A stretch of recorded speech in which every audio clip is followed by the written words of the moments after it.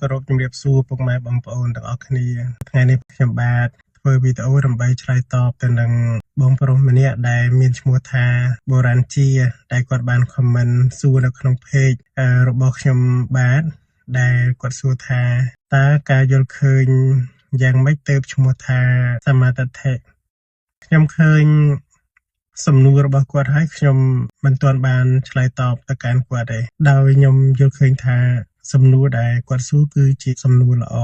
ដែលខ្ញុំចាំបាច់ត្រូវលើកយកមកបកស្រាយឆ្លើយតបទៅកាន់គាត់ផងក៏ដូចជាការចែករំលែកទៅកាន់ពុកម៉ែបងប្អូនទាំងអស់គ្នាផងដែរក៏ប៉ុន្តែមុននឹងចូលរួមបកស្រាយខ្ញុំបាទសូម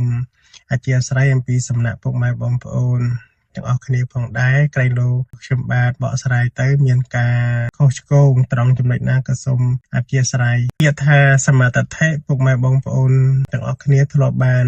ឮហើយបាទពាក្យថាសមាទិដ្ឋិមានន័យថាការយល់ឃើញត្រូវអញ្ចឹងយើងត្រូវឆ្វេងយល់ទៀតថាតើការយល់ឃើញត្រូវហ្នឹងយល់ឃើញយ៉ាងម៉េចទៅឈ្មោះថាការយល់ឃើញត្រូវការយល់ឃើញត្រូវនៅក្នុងទីនេះគឺយល់ឃើញអំពីសច្ចធម៌យល់ឃើញអំពីហេតុហើយនិងផលការយល់ឃើញអ្វីដែលវាត្រឹមត្រូវយល់ឃើញអ្វីដែលវាមានហេតុមានផលច្បាស់លាស់នោះឯងគឺជាសមាទិដ្ឋិគឺការយល់ឃើញត្រូវនោះឯងពុកម៉ែបងប្អូនខ្ញុំឧទាហរណ៍ថា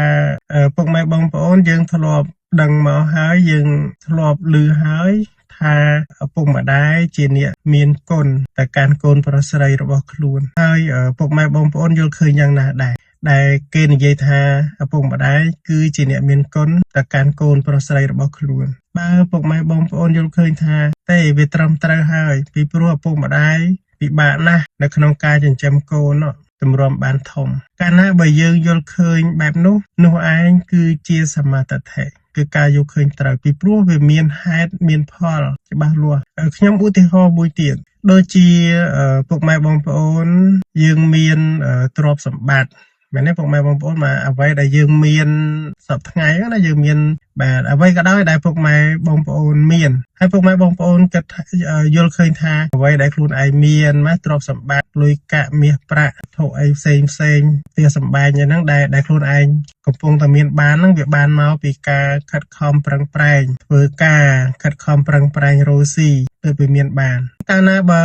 បងប្អូនយល់ឃើញថាទេអ្វីដែលយើងកំពុងតែមានបានហ្នឹងវាបានមកពីការខិតខំប្រឹងប្រែងរកស៊ីរបស់យើងអានោះឯងគឺជាសមាទិដ្ឋិការយល់ឃើញត្រូវពីព្រោះយើងយល់ឃើញតាមសច្ចធម៌គឺវាជាក់ស្ដែងជាពិតប្រាកដអញ្ចឹងមែនបាទវាមិនមែនថា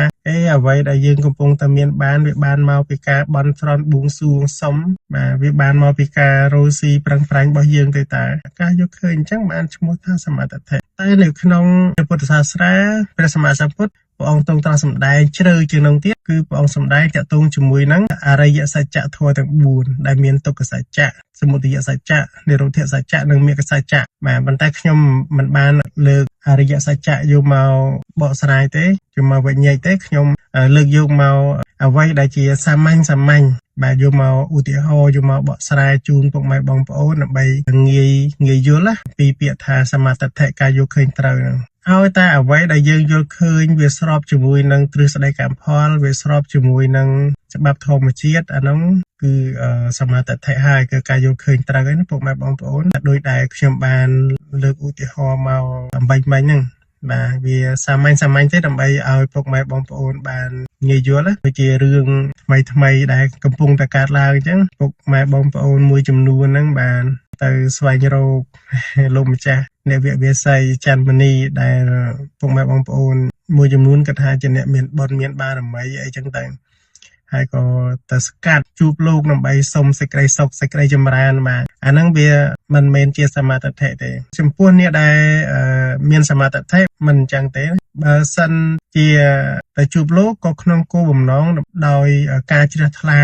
ដែលឃើញថាលោកជាអ្នកមានវត្តប្រតិបត្តិហើយល្អត្រឹមត្រូវអញ្ចឹងទៅបាទប៉ុន្តែបើសម្រាប់អ្នកដែលទៅដើម្បីទៅសុំសេចក្តីសុខពីលោកអានោះមិនមែនអ្នកដែលមានសមាទិដ្ឋិទេណាពុកម៉ែបងប្អូនបាទវាអត់ត្រឹមអត់ត្រូវទេបាទអញ្ចឹងខ្ញុំ